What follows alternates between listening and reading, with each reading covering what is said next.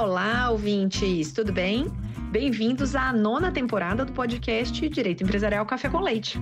Eu nem acredito que a gente vai fazer 4 anos juntos, ouvindo, discutindo, se deliciando aqui com o direito empresarial.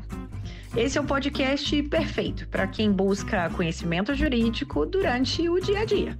É a sua biblioteca em áudio, gratuita, repleta dos principais textos e autores do direito empresarial no Brasil.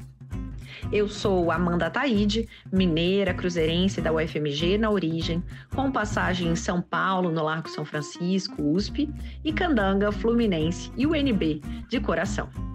Eu sou casada, mãe do Pedro, de quase 7 anos. Pedro Cristiano Ronaldo. Do Lucas, de 5 anos. Lucas Cristiano Ronaldo, Mbappé e Cano. E tutora do Vira-Lata, da Farofa.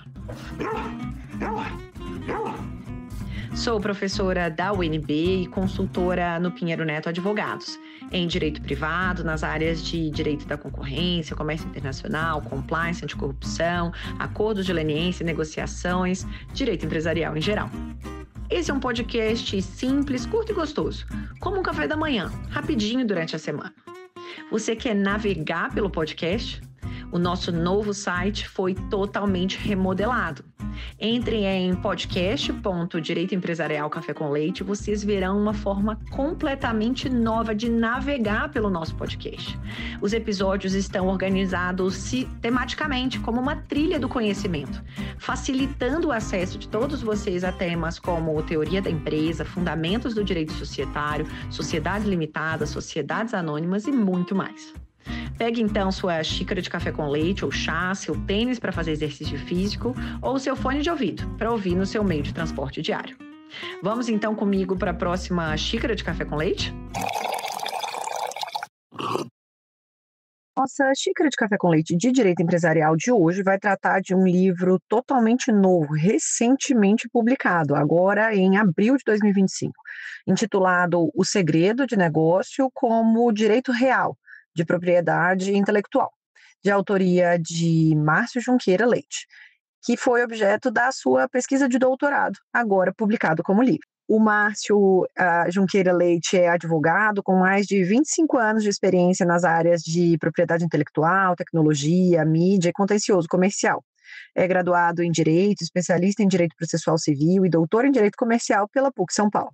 É mestre em Direito Comercial pela USP, tem extensão pela US Intellectual Property Law, pela Stanford Law School e em Direito do Entretenimento pelo SEU. Tem atuação reconhecida nas áreas de propriedade intelectual, tecnologia e mídia por diversas publicações, é membro do Trade Secrets da International Trademark Association e da Comissão de IPI da UAB São Paulo, do IASP, da IBPI e diretor jurídico da Associação Paulista de Propriedade Intelectual. É autor de artigos, trabalhos jurídicos, incluindo o livro de patentes de segundo uso no Brasil e, agora, Segredos do Negócio, uma nova perspectiva jurídica pela Lumen Iuris. E o Márcio também é consultor aqui no escritório Pinheiro Neto Advogados, então meu colega de escritório, colega na parte da consultoria, é uma alegria tê-lo aqui no podcast. Obrigada, Márcio, pela sua presença aqui no podcast e por apresentar de um modo simples, curto e gostoso esse tema dos segredos de negócio. Bom dia, Amanda. Primeiro, eu agradeço pelo convite que você me fez para poder falar no seu podcast. Parabéns aqui pelo seu trabalho, pela oportunidade que você dá, né, da gente tentar levar essas questões de uma forma mais descontraída, né, o Direito Empresarial Café com Leite. Eu tenho acompanhado aqui os seus podcasts e tem sido muito, muito interessante. Márcio, então conta pra gente, qual que foi a motivação da sua escolha para esse tema de tese de doutorado, o segredo de negócio como um direito real de propriedade intelectual? Para mim, falar de segredo de negócio é algo que tá bem ligado desde o início da minha carreira. Eu comecei trabalhando muito com contratos de transferência de tecnologia. Eu percebia que na época ele era um instrumento basicamente para ter vantagens fiscais e não era utilizado da forma, né, todo o potencial que o Instituto poderia trazer, até por várias questões regulatórias que caíram muito recentemente, mas é uma área que eu sempre tive bastante carinho. por mais de 20 anos eu me envolvi num caso bem interessante também, que envolvia segredos de negócio, tive que estudar bastante a matéria. Depois tive uma arbitragem também bem legal, internacional, que a gente teve que tratar toda a questão regulatória, eu tive que estudar também muitas... a matéria, como ela é tratada nos outros países e como a gente tinha algumas dificuldades aqui no Brasil. E sempre me inquietou muito a falta de definição sobre a natureza jurídica do segredo de negócio. O segredo de negócio, como tem alguns autores que mencionam, é o patinho feio ou a Cinderela da propriedade intelectual, ou um quebra-cabeças, ele sequer aparece nas principais definições sobre a matéria. É um instituto um pouco esquecido e que, ao mesmo tempo, ele é o instituto mais utilizado pelas empresas na hora de proteger as suas criações empresariais, o que é bastante, o que acaba sendo um contrassenso. Isso sempre me inquietou, mas eu também não tinha o ferramental. A maior parte da doutrina, né, brasileira sempre considerou ali o segredo como ou tentando explicar como ele é tratado na lei da propriedade industrial, no Instituto da Repressão à Concorrência Desleal, que não explica, né, toda a sua possibilidade de utilizar como um instrumento de operações empresariais. Outros autores que se aprofundaram um pouco mais chegaram na teoria da posse para explicar, mas a gente tem um outro problema que é o da ação possessória. Vou falar isso um pouquinho mais para frente. Até que em 2017, até um curso, né, que foi patrocinado pelo escritório, eu fui fazer um curso de verão lá em Stanford, um curso de propriedade intelectual norte-americana, e lá eu tive contato com alguns trabalhos do professor Mark Lemley, um outro professor que era o professor ali da matéria, que era o Tate Graves. E depois, conversando com eles, ele me mandou bastante coisa, defendendo mesmo, né, o segredo, né, de negócio como um direito, como um dos direitos de propriedade intelectual, que nos Estados Unidos já é reconhecido desde 1984, mas ali esses trabalhos deles ajudavam a fundamentar um pouco essa visão. E eu fiquei com aquilo na cabeça, até que em 2020, no meio da pandemia, recebi ali, não lembro nem como, o edital da PUC para ingresso no doutorado, e falei, pô, vou me arriscar nessa tese. Estava ali começando ainda, né, o embrionário, não tinha visto todas as dificuldades ainda, mas resolvi me arriscar. O professor Marcos Elídios me aceitou, não tinha contato anterior com ele, mas foi bem legal, isso foi bem desafiador isso no começo, mas foi essa história, foi essa inquietação. E acho que, como eu sempre brinco, foi minha loucura de pandemia tentar trazer esse tema para uma tese de doutorado. Então, conta para a gente aqui, para a gente colocar o nivelamento, todo mundo na mesma página. O que é o segredo de negócio, como que ele é atualmente regulado pela jurisprudência brasileira, comparativamente com a experiência internacional, como que o segredo de negócio é tratado, portanto, no exterior, comparativamente aqui no Brasil? O segredo de negócio no Brasil, ele é uma panaceia. Ele tem várias referências em diversos diplomas legais, cada qual com uma forma de tratamento, não tem nenhuma equivalência de referência. Nenhum deles explica a sua natureza jurídica ou até a sua extensão. Então, a gente vê referências a segredo no Código Penal, na CLT, na Lei de Mercado de Capitais, na LGPD, várias referências a segredo comercial, mas o instituto que, pelo menos, tentou melhor regular é a Lei da Propriedade Industrial, que, seguindo o TRIPS, né, o artigo que criou, o tratado que criou a OMC em 94, ele traz uma regulação um pouco mais detalhada, e a lei brasileira, que na verdade, por meio da qual o Brasil tentou se adaptar aí aos padrões mínimos do TRIPS, traz 3 referências em um artigo, 3 incisos de um artigo 195, incisos 11, 12 e 13 da Lei da Propriedade Industrial, tratando do segredo de negócio, na parte ali da repressão dos crimes de concorrência desleal. Então a gente percebe que é uma regulação bastante espalhada, né, que dificulta ali para o operador trabalhar com esse instituto. Mesmo na lei da propriedade industrial que deveria trazer, ela é bastante econômica, muito mais do que o próprio TRIPS, que acaba sendo utilizado também como referência na hora da aplicação. E esse tratamento ele é bem diferente, né, do que é visto principalmente aí nos países desenvolvidos. Os Estados Unidos, por mais que seja, né, o país seja regido ali pelo common law, ele já tem uma lei de que tratando dos segredos desde 1939. Outras leis trouxeram outras nuances, até para uma questão de espionagem industrial ou espionagem em geral, que é uma questão muito cara, né, para eles. Em 2016, eles trouxeram o último diploma tratando especificamente dos segredos de negócio, e é uma legislação federal, e aí os estados escolhem se querem, né, seguir ou não, e a grande maioria dos estados americanos segue essa legislação. E na Europa também,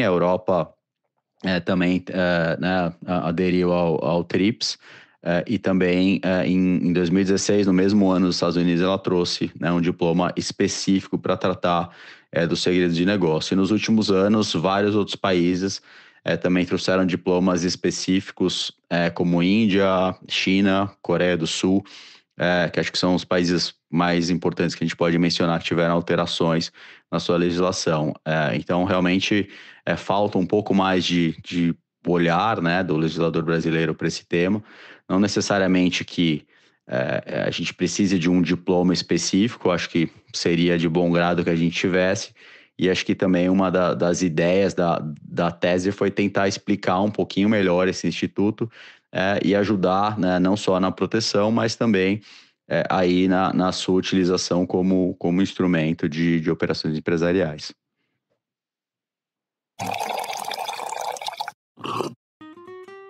Espera só um pouquinho que eu já volto para a nossa entrevista.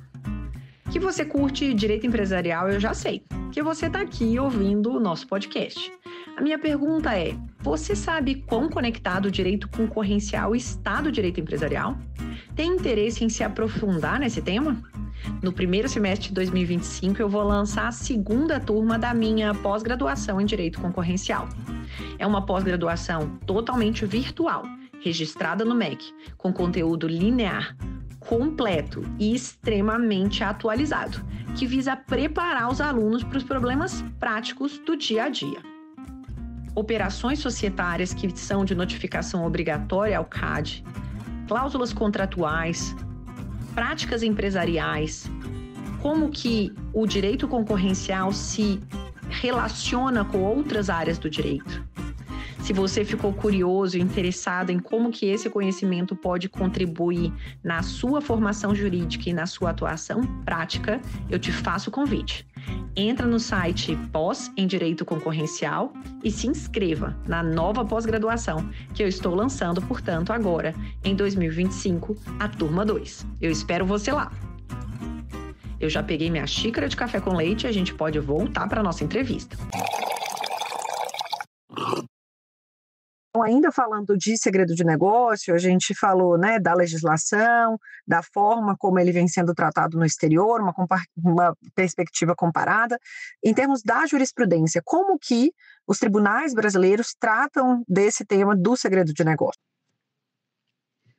Bem, sobre a jurisprudência, Amanda, infelizmente a jurisprudência no Brasil, além de escassa sobre o segredo, numa pesquisa empírica que eu fiz para o trabalho, não é algo oficial, não é uma jurimetria, mas a pesquisa que eu consegui fazer mostra que ela é desfavorável ao detentor dos segredos, infelizmente.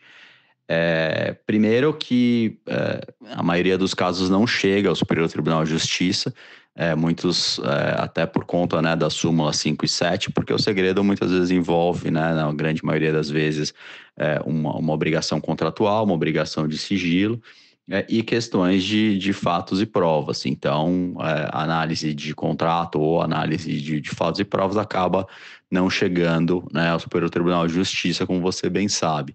Então, eu localizei apenas 2 casos sobre segredo de negócio. Um deles, inclusive, foi cuidado pelo escritório.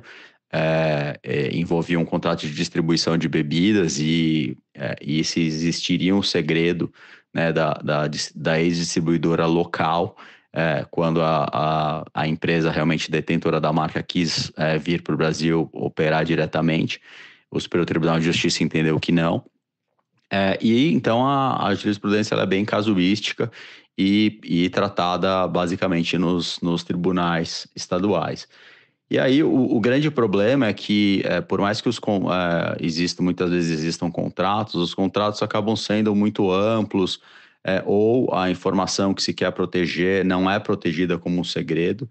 E além disso, acho que a grande questão, acho que um tema que você conhece bastante, é que isso acaba confrontando com direitos maiores que são a liberdade de trabalho, né? Já que na maioria das vezes as ações envolvendo violação do segredo são ajuizadas contra ex-sócios ou ex-empregados ou ex-fornecedores, enfim, alguém que tem uma obrigação, um vínculo contratual ou empregatício, e difere bastante, né, do pacto de não concorrência, que tem a ver com a atividade. Eu acho que a lei brasileira ela é boa porque ela fala, né, o artigo 195 11 da Lei da Propriedade Industrial fala que o vínculo continua mesmo após o término do contrato, mas acho que na questão da prova ela acaba, né, se colidindo aí com esses direitos, não deveria, mas acho que é muito mais por uma questão de instrumentalização das ações. Acho que a dificuldade conceitual, enfim, acaba atrapalhando um pouco. Às vezes até um preconceito. Tem alguns julgados que eu até cito aqui no livro, que às vezes os jogadores entendem que só informações estritamente valiosas, como, né, o exemplo clássico que a gente tem, a fórmula da Coca-Cola, pode ser protegida como segredo, quando na verdade o segredo ele pode variar desde informações estratégicas, como algoritmos, né, das plataformas sociais, mas também tem a ver com lista de clientes, listas de preços, diversas informações.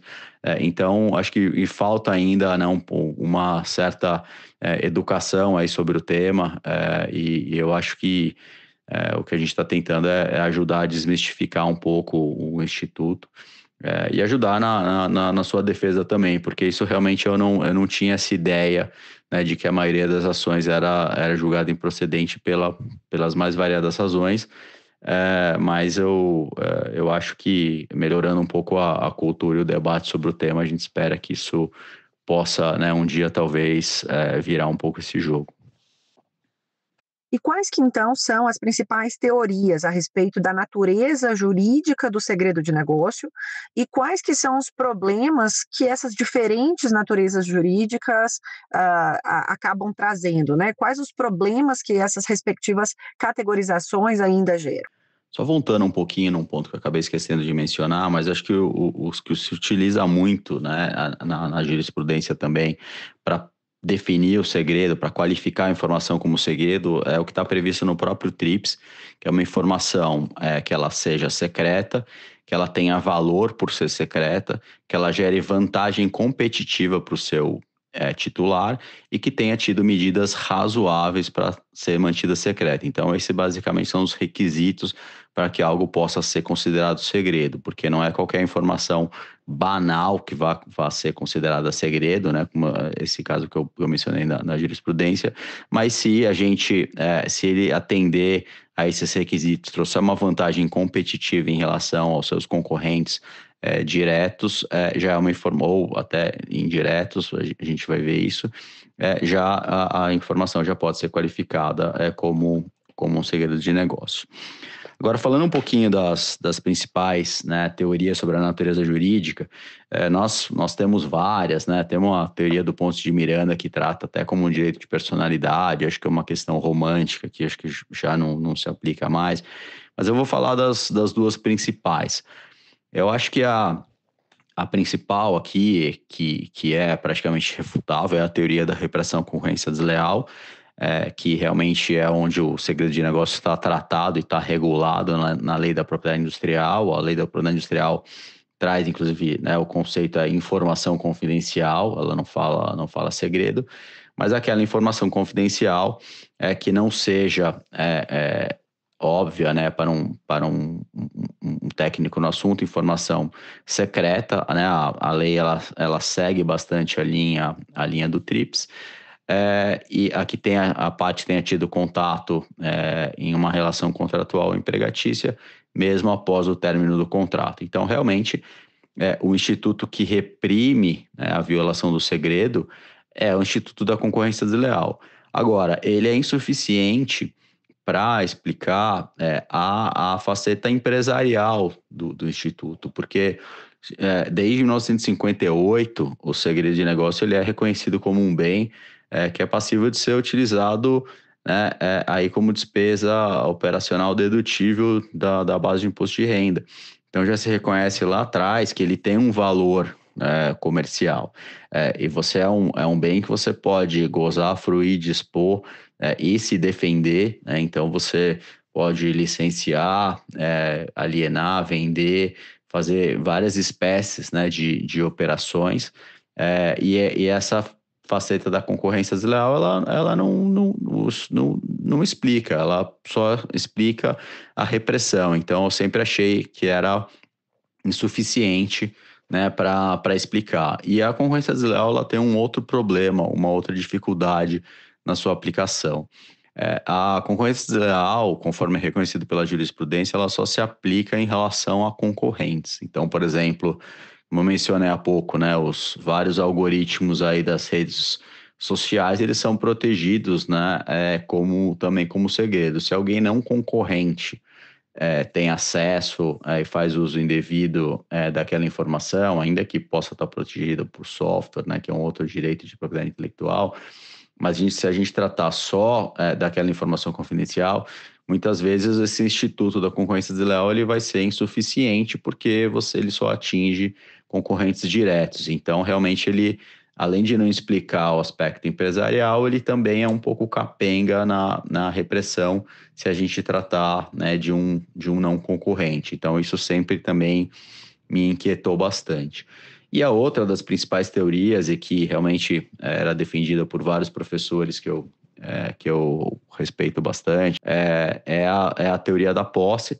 Eu acho que elas conseguiram ir longe nesse ponto, porque realmente a propriedade, existia também esse ponto que eu vou falar, acho que na próxima pergunta, mas que realmente é a teoria do numerus clausus, que eu acho que era o grande entrave aqui para a tese.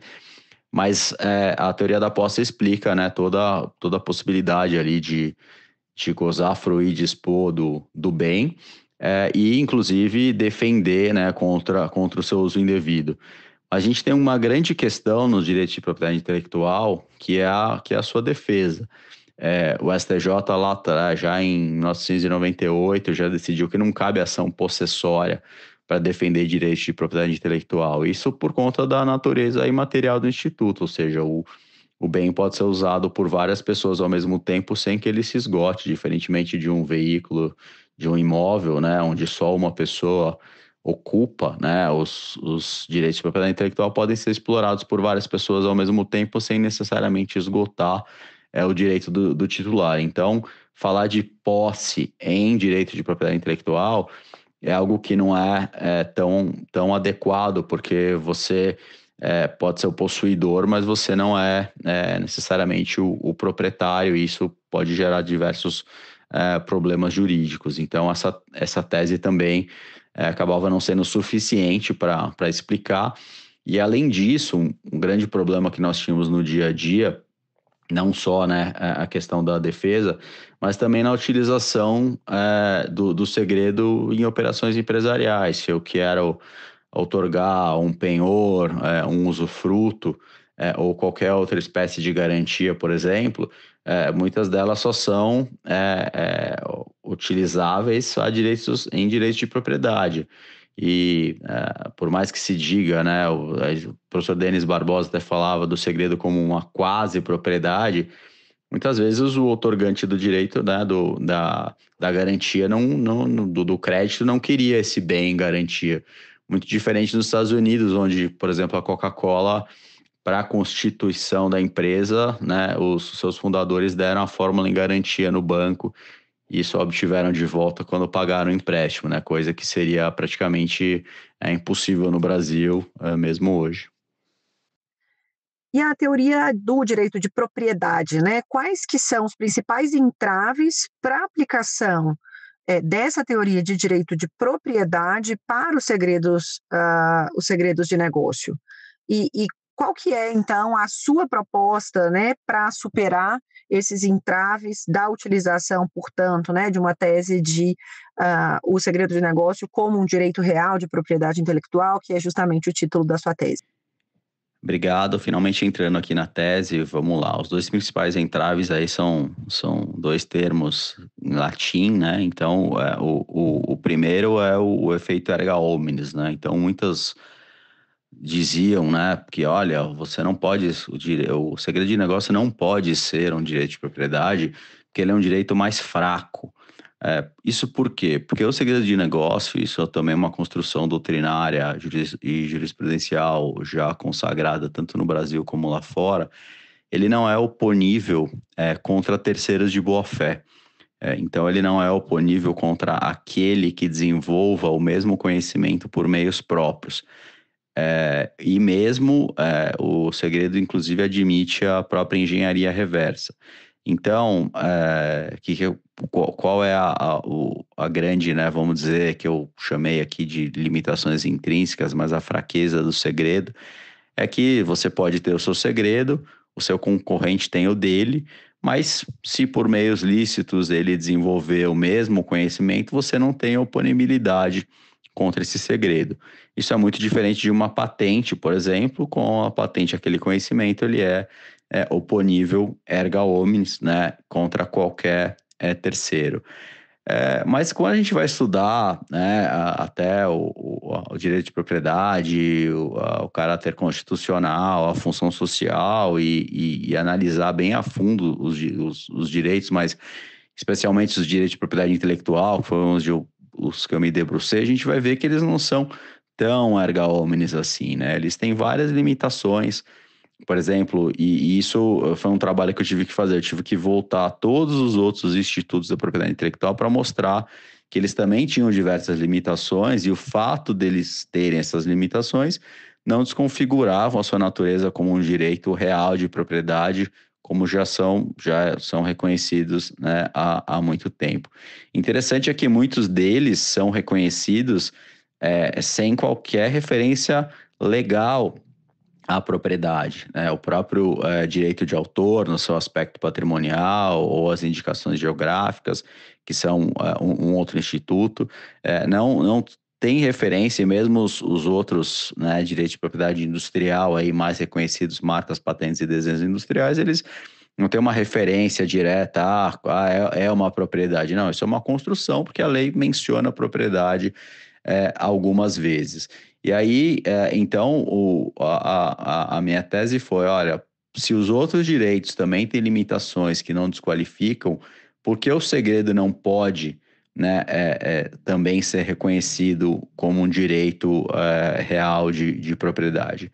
Então, esse acho que é o primeiro ponto. E aí, chegamos no outro, que foi aqui a grande encruzilhada aqui, né, que eu tive. Eu agradeço aqui não só ao Marcos Elídios, mas também ao professor Eric Ganstrup, que é desembargador federal aqui em São Paulo, que foi praticamente o meu co-orientador nessa parte de direito civil, que realmente me ajudou muito a chegar nessa parte, né? Porque tratando como direito de propriedade, a gente tem que ver quais bem em relação às suas características. E a gente analisando o segredo, ele tem todas as características de um direito real de propriedade. Então, como até já mencionei, você pode, né, gozar, fruir, dispor e também proteger contra o seu uso injusto. E no caso, o uso injusto do segredo vai ser aquele que é tido, né, por meios ilícitos ou mediante fraude, porque ele não tem essa oponibilidade contra um terceiro de boa-fé.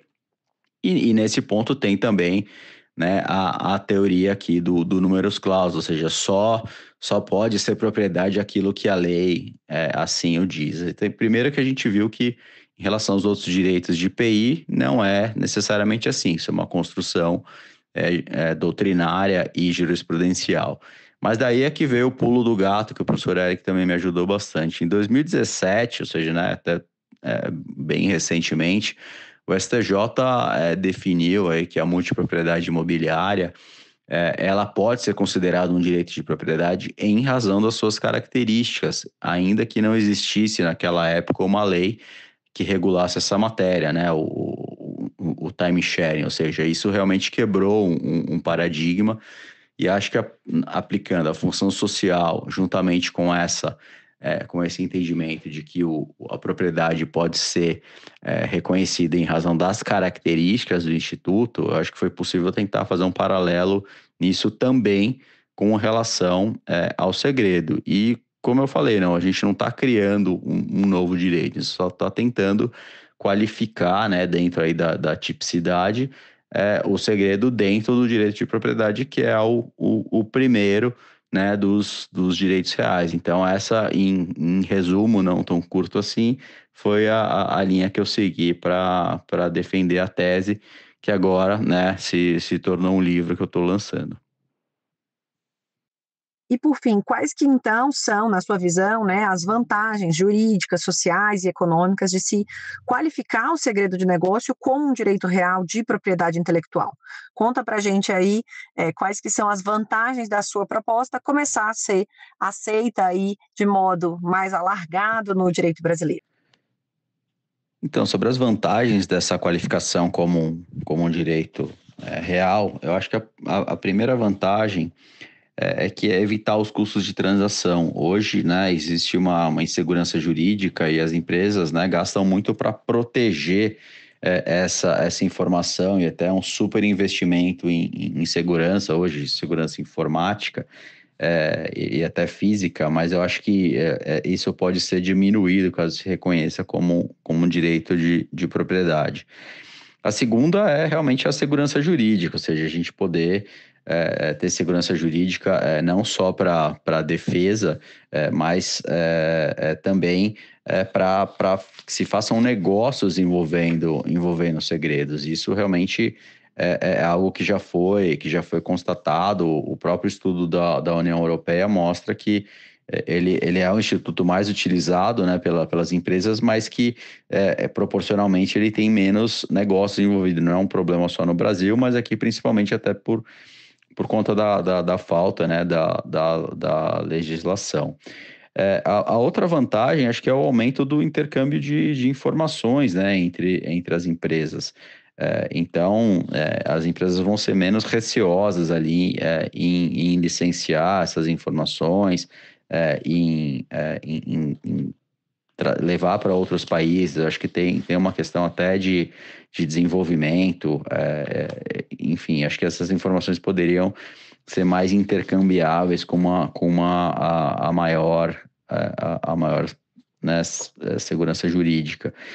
Então, eu acho que tem vários benefícios ali, né? Disseminação no fim é disseminação do conhecimento, ou seja, aquele conhecimento que só fica guardado ali, né, as 7 chaves entre as empresas, sendo explorado ou não, ele pode ser mais intercambiável, o que traz aí um benefício aí social, econômico, de progresso e de desenvolvimento, caso essas informações possam ser melhor, né, utilizadas e exploradas.